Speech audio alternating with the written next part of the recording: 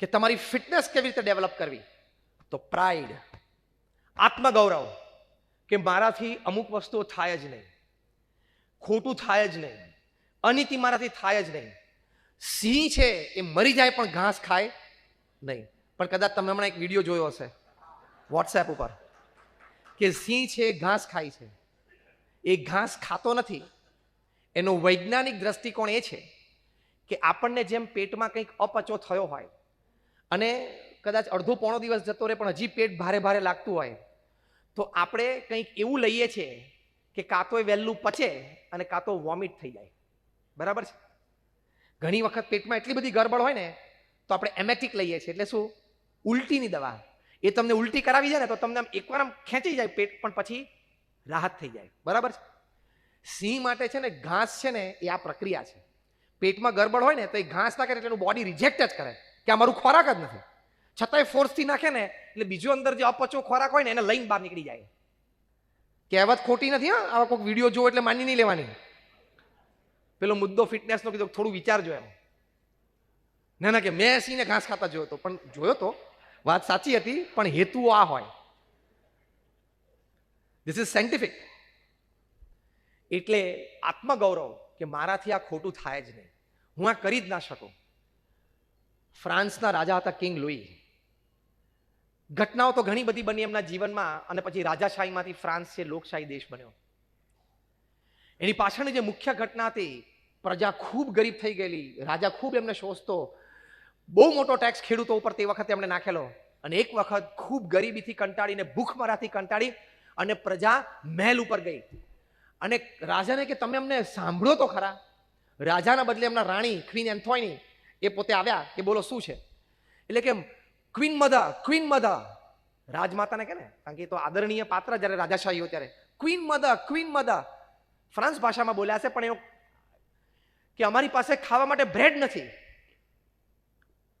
ભૂખ્યા તરસ્યા બધા બૂમો પાડતા હતા, ખેડૂતો, એના બૈરા છોકરા બધા, કે અમારી પાસે ખાવા માટે બ્રેડ નથી.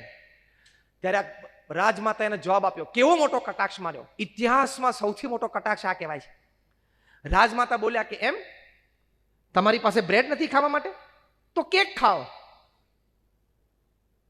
બ્રેડ નથી તો કેક ખાઓ. એટલે કે બ્રેડ ખાવાના પણ પૈસા નથી અમારી પાસે, અનાજ નથી. પ્રજા તો રાજા પાસે માંગે ને. તો આવો ટોણો માર્યો કે બ્રેડ નથી તો કેક ખાઓ. કોઈક ભિખારી તમને એમ કે રૂપિયો તો આપો, એ તમે એમ કે તો કે તારે રૂપિયો નથી તારી પાસે? તો કે નથી. તો ખિસ્સામાં 100 રૂપિયા છે, વાપર ને. આ કેટલું મોટું અપમાન કહેવાય. અને પ્રજા દોડી અને જે ફોર્સ, હ્યુમન ફોર્સથી દિવાલ તૂટી, પ્રજા રાજમહેલ સુધી ગઈ અને સૈનિકોએ પૂરો સાથ આપી દીધો એ લોકોને, કારણ કે સૈનિકો કંટાળેલા જ આ રાજથી. પછી શું થાય? રાજવી પરિવારનું કિંગ લુઈ ધ 14 એના સિંહાસન ઉપર એનું ગળું કાપવામાં આવ્યું, પ્રજાએ કાપી નાખ્યું. આ તો પાછલી ઘટના છે. જે મુખ્ય મુદ્દો આપણે સમજવો છે, કિંગ લુઈના દીકરાને કેદ કરીને લઈ ગયા કે ભાઈ આ તો નિર્દોષ છે, આપણે એને મારી નથી નાખો. કેદ કરીને લઈ ગયા અને એને એવી જગ્યાએ રાખ્યો જ્યાં એને સંપૂર્ણ ભોગવિલાસ સહજતાથી પ્રાપ્ત થાય. વ્યસની લોકોની વચ્ચે એમને રાખ્યા, એને વ્યસન કરાવવાનો પ્રયત્ન કરે. આજુબાજુ ક્રિમિનલ લોકો હોય, કેદીઓ હોય, એની વચ્ચે એમને રાખ્યા. આજુબાજુ એવી યુવાન સ્ત્રીઓ એ રાખી કે જે ભોગવિલાસમાં સાહજિક આકર્ષાઈ જાય, અને સ્ત્રીઓને પણ કહેવામાં આવેલું કે તું આ રાજકુમારને તમે લોકો આકર્ષો. એટલે બધી પ્રકારના અનર્થો આજુબાજુ હતા. પણ એ 17-18 વર્ષનો નવયુવાન એક પણ જગ્યાએ નજર ન નાખી, એક પણ વખત વ્યસન જોયું, પેલું પ્રયત્ન ન કર્યો. ઘણા દિવસો પછી પ્રજાના આગેવાનો એમને પૂછ્યું કે આટલો બધો સહજ ભોગ તમારી આજુબાજુ હતો, તમે એક પણ મને ના લલચાયા? ત્યારે પૂર્ણ આત્મગૌરવ સાથે કિંગ લુઈના સુપુત્ર બોલ્યા, અદ્ભુત વાક્ય બોલ્યા. એ આપણે બધાએ આત્મગૌરવની દ્રષ્ટિએ યાદ રાખવાનું. એમણે કહ્યું કે I can not do what you ask for me. I cannot do what you ask of me because I was born to be a king. તમે લોકો જે બધું મને કહો એ બધું જ મારે કરવું, અને આ બધામાં લલચાવું એ હું ન કરી શકું, કારણ કે હું રાજા થવા માટે જન્મ્યો છું. I am born to be a king.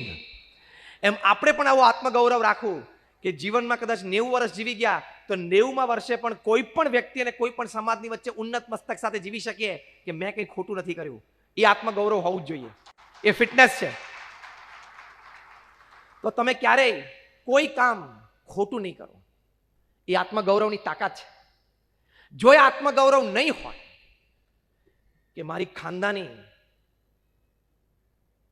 મારી પ્રતિષ્ઠા, મારી કીર્તિ, જે કંઈ નાની મોટી વાત આપણી પાસે છે, મારો ધંધો, એનું આત્મગૌરવ નહીં હોય ને તો આ લપસણી વસ્તુ છે.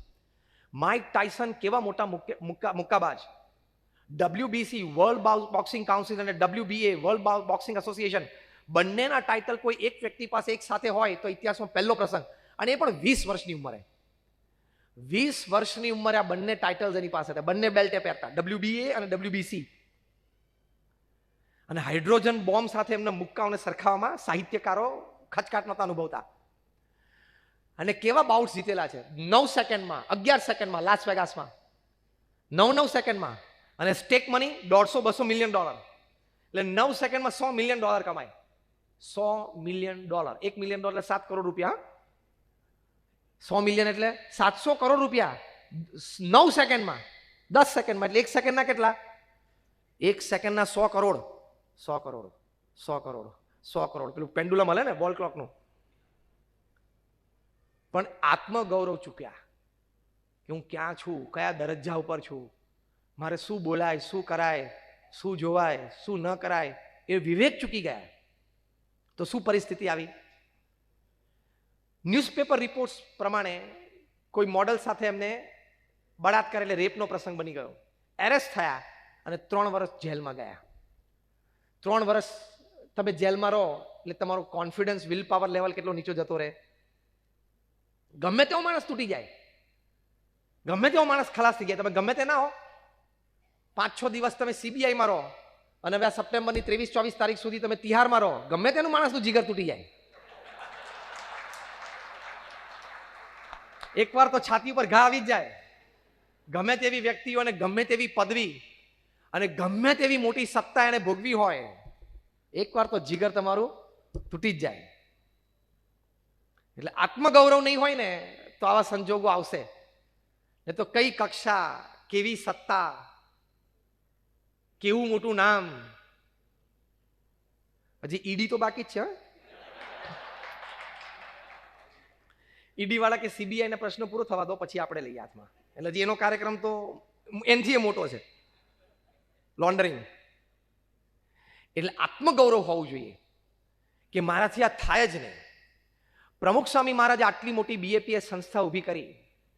એમના જીવનમાં એક આત્મગૌરવ હતું કે મને ભગવાન સ્વામિનારાયણે જે સિદ્ધાંતો આપ્યા છે, મારા ગુરુ શાસ્ત્રીજી મહારાજ અને યોગીજી મહારાજે જે મને પ્રણાલિકાઓ શીખવાડી છે, એનાથી બહાર હું કોઈ દિવસ પગ મૂકી શકું જ નહીં,